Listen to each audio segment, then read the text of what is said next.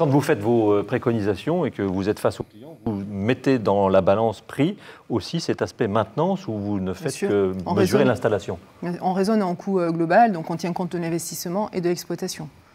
Et alors les premiers résultats qu'on a sur l'exploitation, c'est qu'on pour un surdimensionnement, les prix auraient tendance à ne pas être linéaires. On peut considérer qu'on est autour de plus 50% sur les coûts d'exploitation quand on a le fameux 5P. Alors voilà, je vous demande juste de ne pas être focalisé sur cette valeur, parce que, mais c'est juste pour avoir un ordre de grandeur entre les différentes simulations qu'on a pu faire. Joséphine Ledoux, ça rejoint le rôle de bureau d'études thermiques, c'est aussi un rôle de conseil. On vous demande quelque chose, mais vous pouvez aussi peut-être ouvrir un peu, si possible, des champs différents que ceux qui sont préconisés par le client.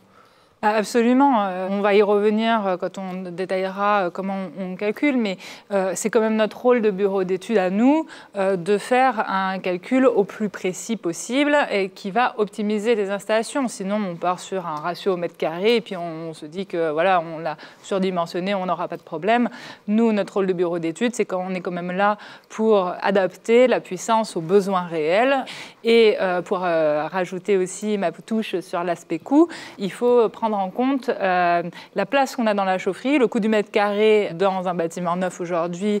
Les architectes et les promoteurs nous le rappellent régulièrement. Ils sont toujours bien contents que vous leur libériez de la place. Et effectivement, quand on a des équipements qui sont un peu plus petits, ils sont toujours contents. Et nous, on est surtout ravis de pouvoir maintenir quand même une surface accessible autour de tous ces équipements pour faciliter la maintenance.